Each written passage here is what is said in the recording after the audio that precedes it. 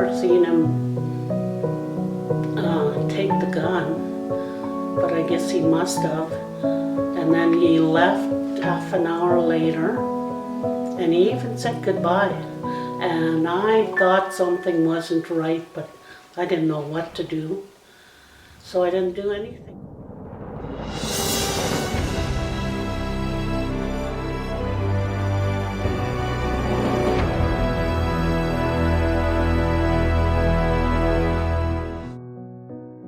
Residential schools are a dark but important part of our nation's history, and the effects are still felt today. Their main purpose was to take the savage or heathen out of the indigenous children. The children were separated, often forcefully, from their parents and siblings. They were stripped of their culture, and in the schools, they were not allowed to speak their own tongue because it was said to be the devil's language. Residential schools became their life. They were neither Aboriginals nor white people. To say she had all the mannerisms of a white person, but the white people had issues with you because you looked like a native. But the native people had issues with you too because you acted like a white person. And so there was this loss of identity.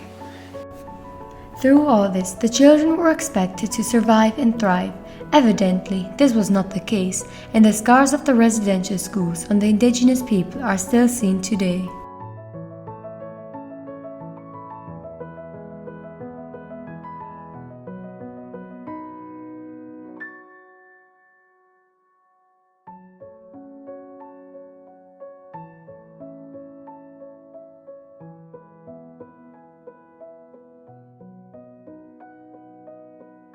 Residential schools began with the Mohawk Institute in Brantford, Ontario, when they accepted their first boarding students in 1831.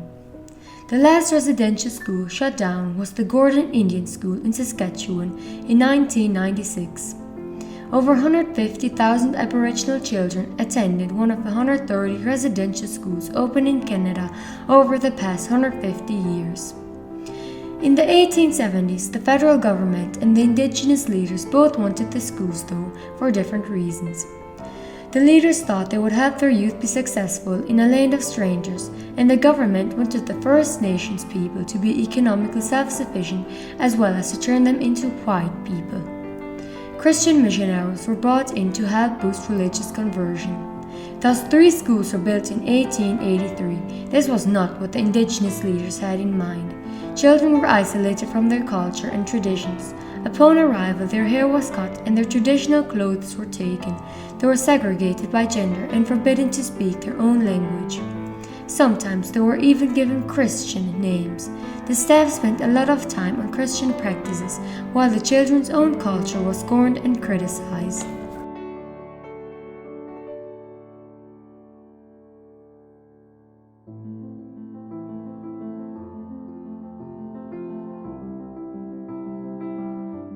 On December 3, 1888, the Government of Canada opened the Birtles Residential School. The school ran until June 30, 1970. Of the 14 residential schools that had operated at one time in Manitoba, the Birtles Residential School is one of the only 3 still standing. Currently, it is on the list of top 10 endangered structures in Canada. Students who attended the Birtles Residential Schools were mostly children from the Bertel, Kisikowinen, Rolling River, and Wawasee-Kapo reserves. Birtles was in a way unique. The school had an operational farm on the property.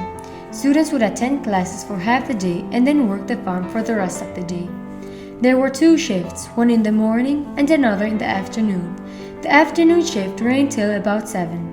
Some students who were interviewed after the school closed down claimed they had been overworked. A school inspector reported regarding the farm that the farm should be operated for the school, not the school for the farm. Older boys were given the opportunity to work on the farm during summer when school was out and were paid to do so. Extra jobs and shifts were given as punishments to misbehaving students. Discipline in the classroom was tough. Wrong answers resulted in pulled ears and shaken heads, and most often, the strap, not unlike what occurred at other non-Aboriginal schools at the time.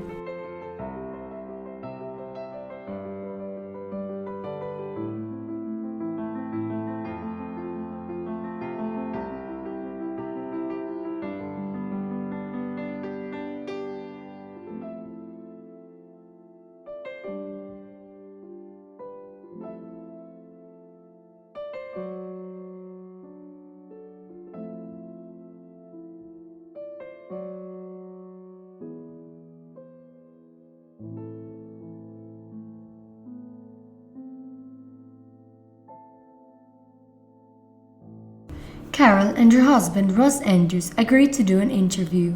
Carol attended the Bertha Residential School in the 60s. The two got married on September 6, 1975. By the time Carol attended the school, dress codes weren't very strict. You could dress however you wanted and wear your hair however you wanted. To Carol, the whole experience was not as bad because she was able to adapt fairly quickly. The separation from her family was what hurt her the most. I was in Bertle for grade 1, but I spoke no English, so I was sent to Brandon. That was the first separation with me and my brother Carl, because we were both at the school. He remained there. I went to Brandon until grade 6. You didn't see your brother or your sister because the girls were kept on one side and the boys on the other, and there was no visiting. They did tend to separate families. That was common practice. Residential schools were degrading and treated Native Americans as if they were less than white people. You had a number. And as you progressed it from elementary school to middle school, whatever the term was, your number would change by 1 or 2 digits, and that number had your information in it. And so they could tell what grade you were in by your number. They could tell whatever things, but there was an actual system. There was also a principal, Norman Martin Rousseau, who wasn't well liked among the students. There were reports filed against him saying he had observed the girls while they were showering. He was the principal while Carol attended the school.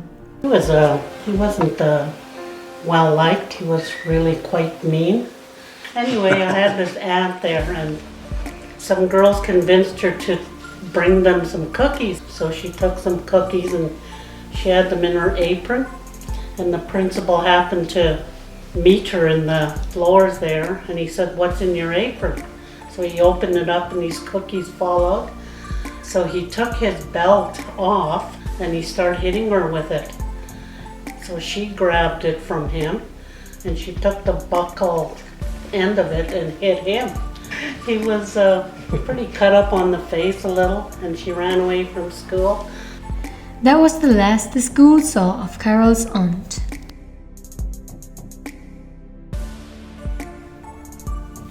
In 2015, the residential school in Bertha was advertised on Kijiji for $79,000. The property was advertised as 26 acres of land with old buildings on it, no mention at all of it being a former residential school.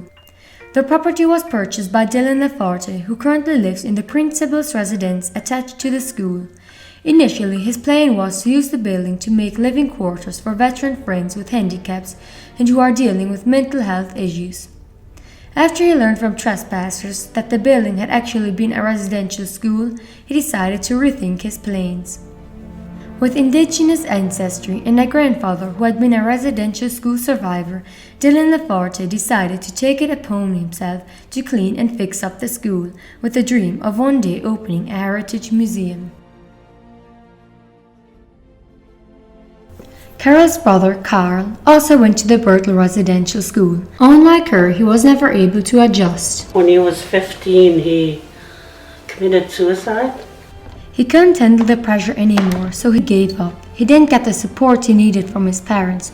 They were alcoholics. Even when they'd visit the school, they'd be drunk or been drinking. It happened when they were home for Christmas. Carl had just turned 15. He had gone out to look for their parents, but couldn't find them because they were out drinking.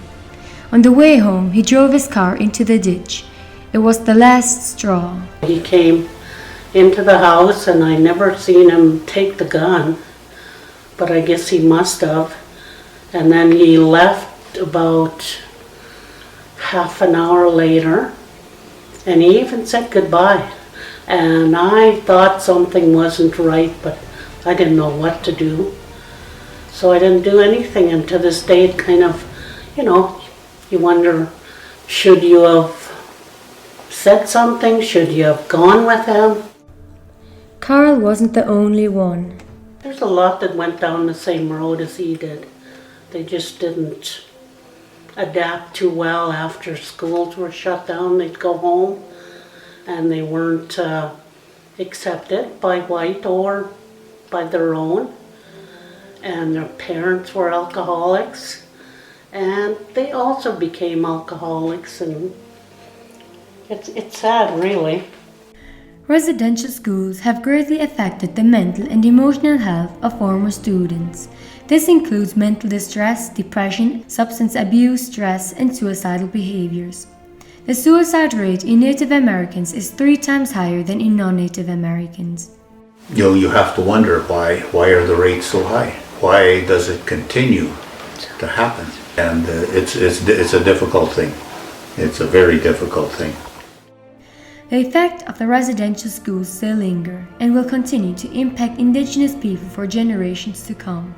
After effects are shown not only in former students but also in their children. These children are classed as second-generation residential school survivors because they are also affected by what happened to their parents. The aftermath is even evident in the third-generation residential school survivors. We lost a granddaughter as well to suicide. No indication that we were aware of. So I don't know. I really don't know. Ross and Carol's granddaughter committed suicide when she was 17. According to her grandparents, she was the last person they would have expected to have such inclinations, and her suicide was a complete shock to the family. This is a real problem that not many people are aware of, and it needs to be addressed. Residential schools ruin the lives of many children and families. The effects cut deeper than many people are aware of. Many children gave up on life or turned to alcohol and drugs to escape from reality. The scars will always remain. It cannot be undone, but we are obligated to support the survivors and provide them with help they might need as they heal. We as a society must give the survivors the proper acknowledgement, compassion, and understanding they deserve.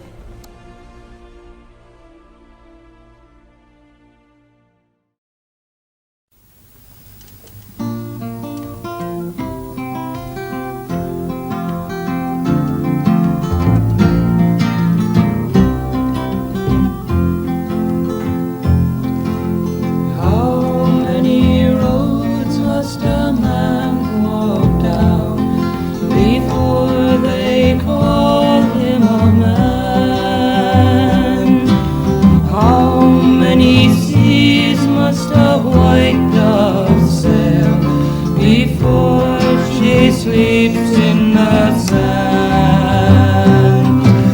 How many times must the cannonballs fly before they're forever banned? The answer, my friend, is blowing in the wind. The answer is blowing in the wind.